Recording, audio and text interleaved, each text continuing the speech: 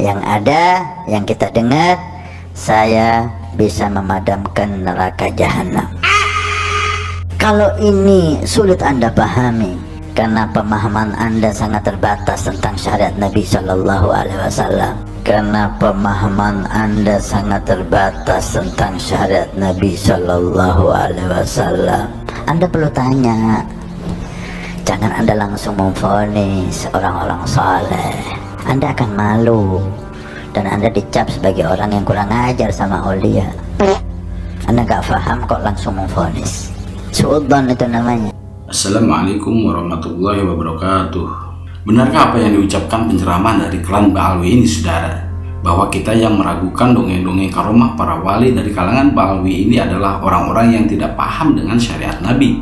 Dengan kata lain, kita ini berarti tidak memahami syariat Islam. Karena tentu saja syariat yang dibawa oleh Nabi Shallallahu Alaihi Wasallam adalah syariat Islam yang mulia.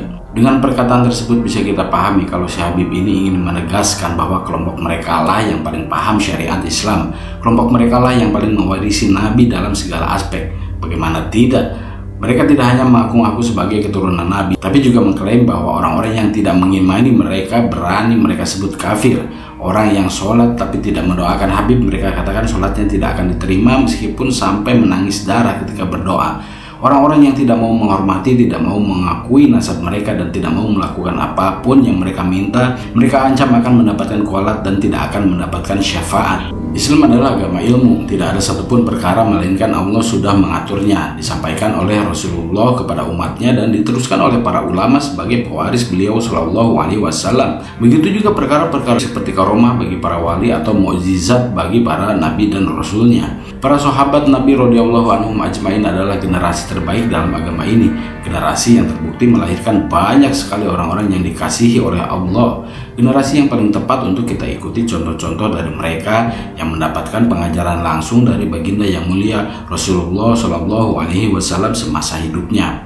Banyak sekali karomah-karomah dari mereka yang mendampingi Nabi dalam perjuangan dakwah Islam ini, namun tidak satupun yang bisa melampaui keistimewaan atau mukjizat yang dianugerahkan oleh Allah kepada Rasulullah Shallallahu Alaihi Wasallam. Begitupun munculnya karomah ini terjadi tanpa mereka kehendaki atau mereka adakan seenaknya kapanpun mereka mau. Berbeda sekali dengan dongeng-dongeng karomah yang dikisahkan oleh para habib dari Bani Ba'alwi ini. Karomah-karomah para wali dari kalangan mereka ini jauh melampaui apa yang menjadi mukjizat Rasulullah Shallallahu Alaihi Wasallam. Wali mereka bisa mi'raj 70 kali sehari, bisa memadamkan api neraka, bisa mendatangkan hujan susu, bisa bebas jalan-jalan keluar masuk surga dalam keadaan masih hidup, bisa mengusir malaikat mungkar dan nakir, bisa mengeluarkan orang-orang dari neraka sesuka hati mereka dengan mengancam untuk memadamkan api neraka. Bahkan tak sedikit dari karomah-karomah palsu ini yang merendahkan kemuliaan dan ketinggian derajat Nabi, seperti bisa memerintahkan Rasulullah untuk bangkit dari kuburnya dan mencium tangan mereka. Wali perempuan mereka bertemu Rasulullah di kamarnya setiap hari, bisa mendatangkan Rasulullah di setiap perayaan maulid yang mereka adakan, dan masih banyak lagi dongeng-dongeng khurafat lainnya yang lebih dahsyat lagi dari mereka. Lebih parah lagi, karomah ini seakan-akan sudah menjadi permainan bagi mereka. Para wali Gedabus ini dikatakan bisa sesuka hatinya memperlihatkan keajaiban-keajaiban yang katanya karomah ini kapanpun mereka mau. Dikatakan wali mereka kalau lagi iseng menyuruh anak-anaknya untuk memperlihatkan kemampuan mereka terbang, berlomba-lomba mengeluarkan karomah dengan menurunkan rantai emas dari langit, menyuruh langit menurunkan hujan susu karena menjadi syarat untuk bisa masuk ke sebuah kota. Anak-anak ditaring kalau lagi iseng mereka sengaja bermain-main dengan melompat dari ketinggian dan mendarat di tanah dengan selamat karena mereka memanggil nama Umar Mudor. Dan ada juga wali yang bisa sesuka hatinya mematikan orang karena dari jari-jari tangannya bisa keluar pisau, pedang, dan tombak. Karomah macam apa ini? Karomah adalah keistimewaan yang menjadi anugerah Allah untuk orang-orang soleh yang Allah cintai. Karomah datang tanpa bisa diatur-atur seenaknya oleh manusia.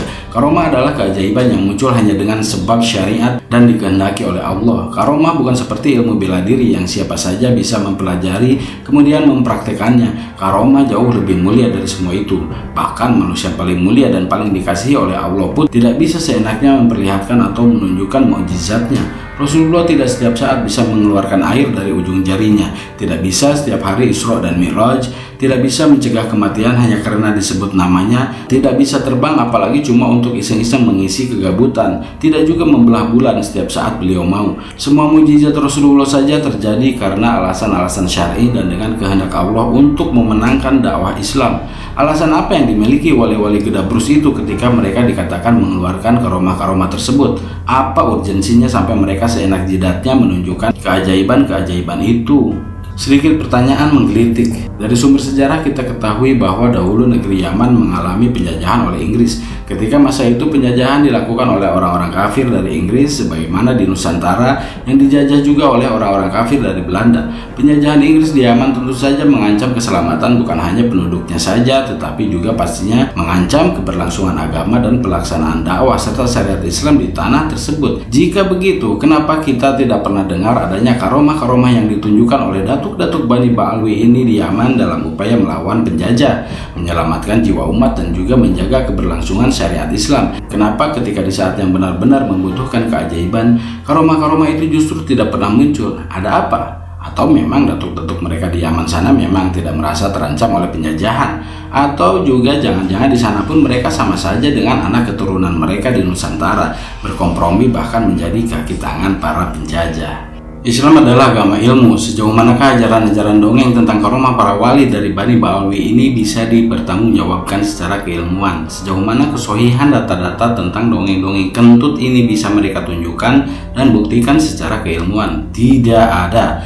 Yang ada hanyalah katanya saja secara turun-temurun yang kemudian mereka bukukan dalam kitab-kitab manakib datuk-datuk mereka. Jauh sekali derajat informasi ini jika dibandingkan dengan sumber-sumber hukum dan dalil-dalil agama yang sudah masyhur diajarkan oleh para alim ulama terdahulu sampai saat ini. Terlalu mulia jika agama ini hanya diisi oleh dongeng-dongeng dan kisah-kisah halu tak berilmu dari kalangan Bani Ba'alwi ini. Terus terang, terkadang kita bertanya-tanya kenapa para Habib Ba'alwi ini jarang sekali mendakwahkan tentang keutamaan-keutamaan para sahabat. Bahkan keutamaan Rasulullah pun masih kurang porsinya jika dibandingkan dengan kisah-kisah para datuk-datuk para Habib ini.